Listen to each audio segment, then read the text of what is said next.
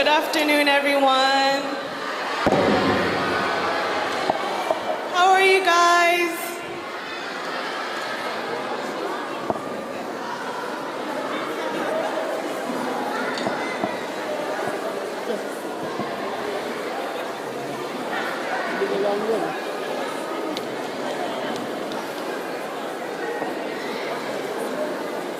Okay, so on the screen is a few pictures from my time in Canada. Some are also from my matric, leading up to Canada and when I graduated.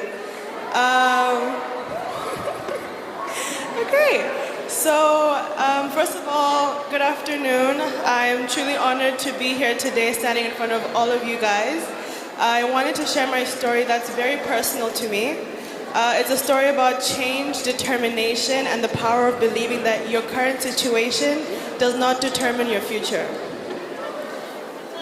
I'm standing here today as proof that where you are now does not define where you're going to end up. When I was in grade 8 and grade 9, I was not the most serious student. I attended classes, completed some work, I did just enough to get by. I wasn't aiming high at all. I wasn't pushing myself to become the best version of myself. Like many students, I'd become too comfortable. I was doing enough just to survive, but not enough truly to succeed. But something happened that completely changed my mindset. Every year during the prize-giving ceremony at school, I always watched my older brother Gabo walk onto the stage and receive prizes year after year. He was recognized as one of the top students in our school.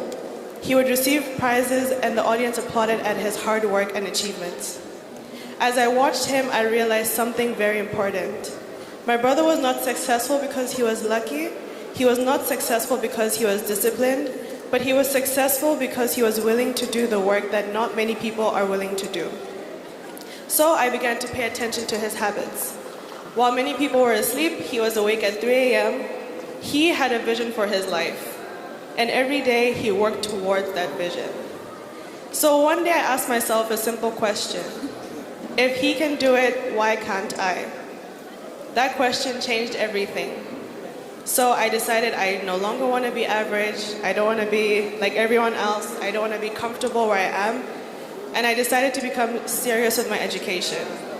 The journey was not easy. My marks didn't improve overnight. There were subjects that I still struggled with. There were tests that didn't go so well. There were moments when I felt discouraged and questioned whether I should keep on moving forward or not. But I kept going. So I started waking up at 3 a.m. as well, just like my brother did. I studied whenever I got the opportunity. I became more disciplined and I became more intentional. And most importantly, I never gave up on myself. So slowly, things began to change. The student who once wasn't serious about school started achieving better results. The student who once doubted herself started to believe that success was possible. And so I moved from being top 20 to top 10 and top 5, then winning awards just like my brother. That experience taught me a lesson I'll never forget. Success is not reserved for a special group of people, but it's available for everyone who is willing to work for it. So came grade 12. All the early mornings, the sacrifice, the discipline, and all the hard work finally paid off, and I became a top achiever in Botswana, and I earned a full government scholarship that took me to any place that I wanted in the world. So for a student who was once not taking school seriously, that moment felt impossible, but it happened. And in September 2022, I packed my bags and I moved to Canada, and I began my studies at the University of Toronto, which is the #1 school in Canada and number 16 in the world. And I undertook my Bachelor of Science, my pre-med, double majoring in human biology and microbiology, immunology, and disease.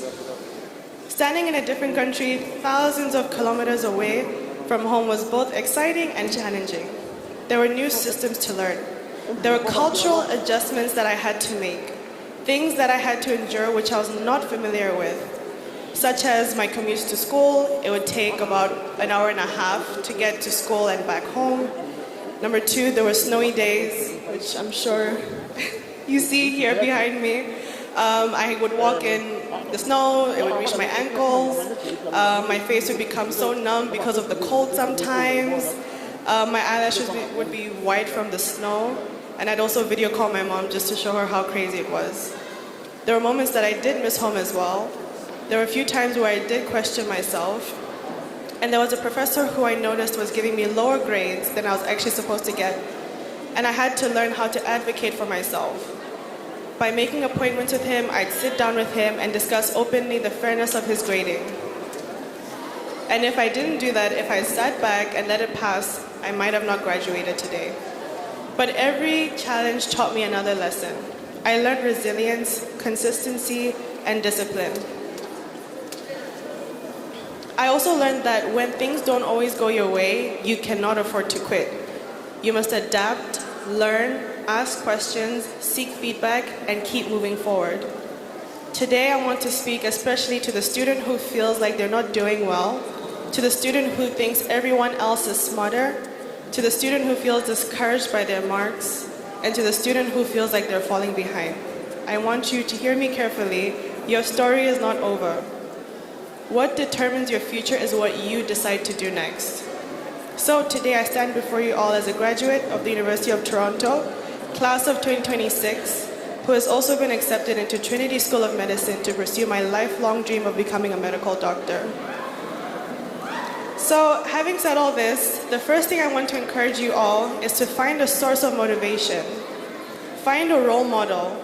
My brother Gabo was my role model. His example showed me that your dreams, it's possible to achieve your dreams. Your role model could be a sibling, your parent, a teacher, or a friend. Anyone whose story inspires you. And I learned their strategies. Watch what they're doing differently and incorporate it to achieve your goals. Let their success remind you that your success is possible too. The second thing I encourage you all to do is to revisit your vision. Sometimes we lose motivation and forget why we started. When that happens, go back to your vision. Write it down. And like it says, as Onova pointed out in Habakkuk 2 verse 2, it says, "And the Lord said, write your vision and make it plain on tables." Remind yourself what you're working towards. Let your vision pull you forward when things become difficult. Thirdly, do not become comfortable being like everyone else. There's nothing extraordinary about following the crowd. There's nothing extraordinary about doing the bare minimum. Greatness begins when you decide